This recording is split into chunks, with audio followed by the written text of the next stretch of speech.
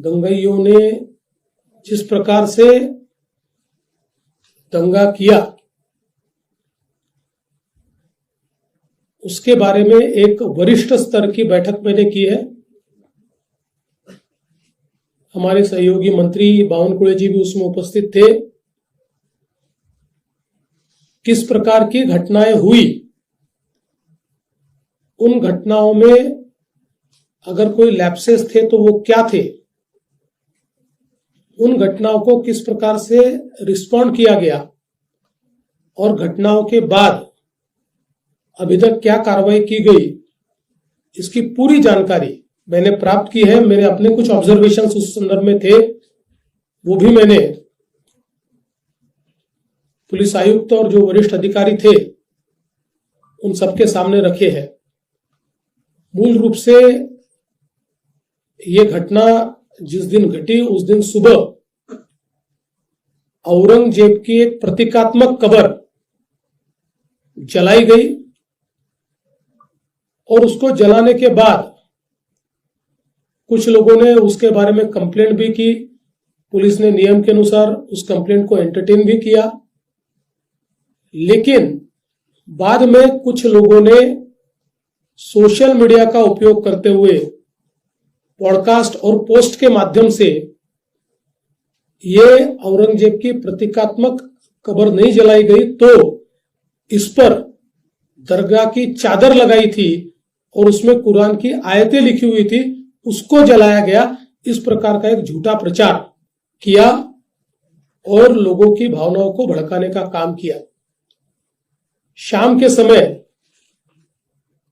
नागपुर के कुछ इलाकों में लोग जमा हुए और दंगाइयों ने पत्थरबाजी की, गाड़ियों को तोड़ा, दुकानों पर हमला किया और बड़े पैमाने पर नुकसान करने का काम किया। पुलिस ने भी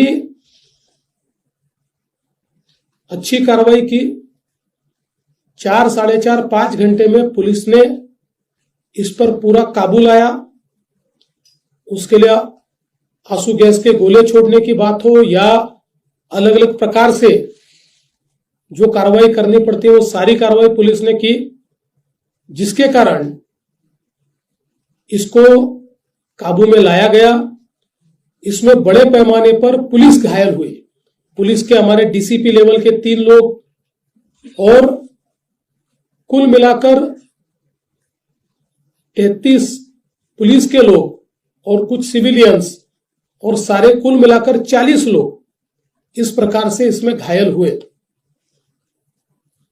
उसके बाद पुलिस ने इन इलाकों में कर्फ्यू भी लगाया। अभी उस दिन के बाद इन इलाकों में कोई घटना नहीं घटी है, शांति है। लेकिन जो सीसीटीवी फुटेजेस हमारे पास उपलब्ध थे, अलग अलग लोगों ने वीडियोस दिए थे, उन वीडियोस को भी एनालाइज किया गया।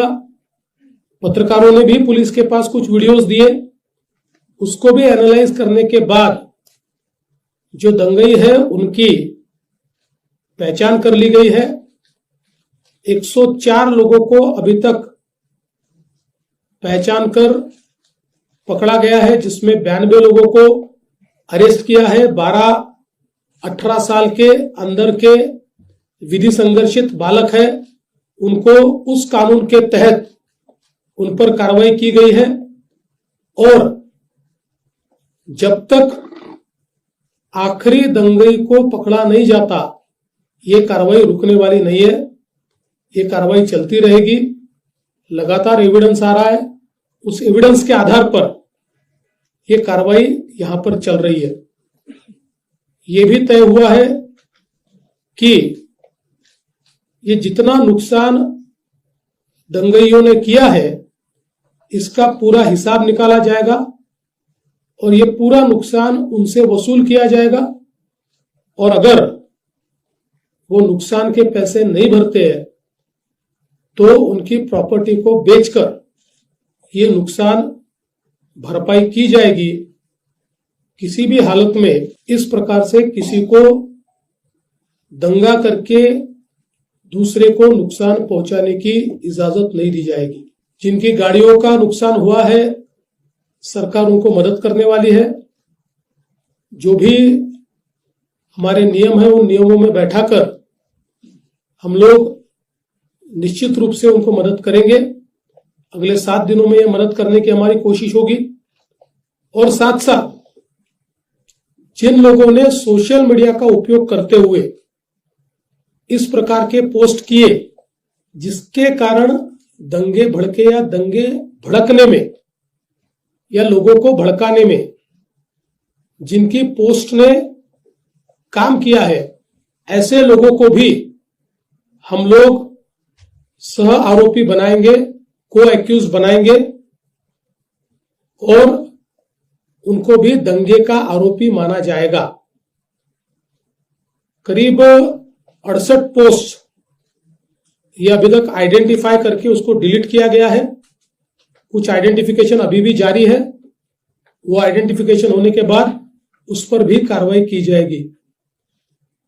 नागपुर की एक अपनी संस्कृति है।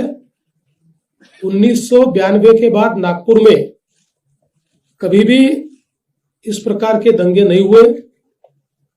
कभी छोटी मोटी घटना हुई होगी, लेकिन इस प्रकार से आगजनी करना, लोगों के गाड़ियों को तोड़ देना, पत्थरबाजी करना, ये किसी भी हालत में सहन नहीं किया जाएगा। और इस पर कड़ी से कड़ी कार्रवाई ये हमने शुरू कर दी है और ये जारी ही रहेगी जब तक हम लोग ये जो दंगे हैं इनको सबक नहीं सिखा देते। विशेष रूप से जिन्होंने पुलिस पर हमला किया है, उनको तो निश्चित रूप से अपनी करतूत का भुगतान करना ही पड़ेगा।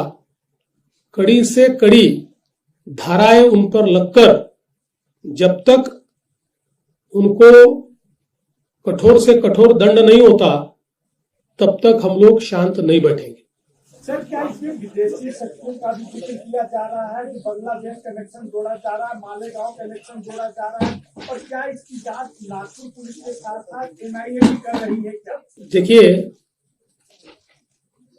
इसमें अभी सारी तफ्तीश चल रही है। अब जो लोग अलग अलग प्रकार के पोस्ट करते हैं, उनमें से कुछ लोगों के पोस्ट में कुछ ऐसी चीजें भी दिखाई पड़ी है कि जो बांग्लादेशी लगती है, पर आज इसमें बांग्लादेशी एंगल है या विदेशी हाथ है, ऐसा कहना इस समय उचित नहीं होगा जब तक उसकी पूरी जांच नहीं हो जाती।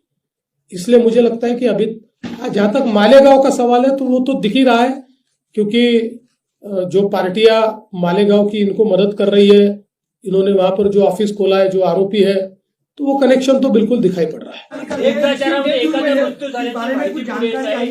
देखिए, अभी इसके बारे में आधिकारिक रूप से डॉक्टर उसकी घोषणा करेंगे, उसके बाद ही उस पर बोलना ठीक होगा। दंगा होने के बाद यूपी में जैसे बुलडोजर कार्रवाई होती है, तो नागपुर में भी वो दंगाई को अभी जब पूरी जो मामला स्पष्ट है सामने, तो क्या नागपुर में भी बादलपुरा एरिया में बुलडोजर कार्रवाई होगी क्या? देखिए, महाराष्ट्र में हम लोग अपने तरीके से कार्रवाई करते हैं। जहां बुलडोजर चलाने की आवश्यकता होगी वहां चलेगा।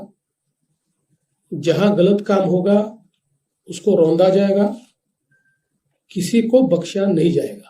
दो दिन पहले कर्फ्यू में शिथिलता लाई गई। सर के बाइट में कहा गया है, सीपी सर ने, कि 80 लोगों में से 11 लोग, और आपने भी बताया कि विधि संघर्ष बच्चे हैं। तो ये फिलिस्तीनी पैटर्न है। तो हमारा एक लॉ है कि अगर 18 साल से कम बच्चा जो है वो गाड़ी चलाता है, कुछ एक्सीडेंट होता है या पकड़ा जाता है, तो माँ बाप मतलब उसकी सजा होती है। तो ऐसे में नहीं लगता अगर ये आगे रोकने के लिए ऐसा कुछ कानून बनना चाहिए? देखिए, अभी इसकी जांच होगी और मैंने जैसे बताया कि हमारे पास अवेलेबल जितने कड़े से कड़े कानून हैं, उन कानूनों के तहत हम लोग इसमें कार्रवाई करेंगे। 2012 में सर 2012 में जब मुंबई में वायलेंस हुआ था 2012 में सर के आलाप में महिला कांस्टेबल के साथ काफी अभद्रता की गई थी, इसमें भी वैसा ही है, एक सिमिलर पैटर्न लग रहा है। देखिए महिला कांस्टेबल के साथ अभद्र व्यवहार हुआ, मैंने सीपी साहब को ये पूछा है, ऐसी परिस्थिति नहीं है। हाँ, महिला कांस्टेबल पर पत्थर फेंके गए, उनको आहत करने का प्रयास हुआ है, लेकिन जिस प्रकार से मीडिया में बातें चली है, मैंने उसके बारे में पुलिस कमिश्नर से जानकारी ली और पुलिस कमिश्नर ने स्वयं उसकी जांच की है और उनका कहना यह है उस प्रकार का अभद्र व्यवहार नहीं हुआ है। हाँ जरूर, और ये भी गलत ही है कि महिला कांस्टेबल को घेरकर उनके ऊपर पत्थर फेंकना, तो उसके ऊपर वैसी कार्रवाई होगी। अजित पवार ने कहा है कि जो भी मुस्लिम भाइयों की तरफ हाथ दिखाएगा उसे बख्शा नहीं जाएगा। एक इफ्तार पार्टी में अजित पवार ने बयान दिया है कल मुंबई। अजित पवार जी ने क्या बयान दिया मुझे मालूम नहीं, पर जो भी अच्छा व्यक्ति है, देशभक्त है, देश के लिए काम करता है, वो किसी भी जाति का हो, धर्म का हो, उसके ऊपर कोई गलत आंख उठाएगा तो हम भी सहन नहीं करेंगे। लेकिन जो समाज को तोड़ने का काम करेगा, जो समाज में हिंसा करने का काम करेगा, उसको छोड़ेंगे भी नहीं।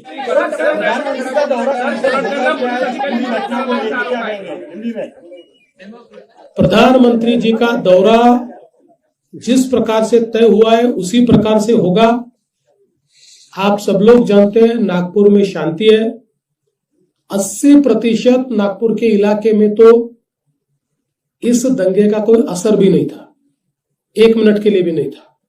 ये कुछ एरिया है जिस एरिया में ये एक प्रकार से कॉन्सेंट्रेटेड था और वहां पर भी अभी शांति है, इसलिए कोई प्रधानमंत्री जी के दौरे पर इसका असर नहीं है। वो दौरा जैसे प्रस्तावित है वैसे ही होगा।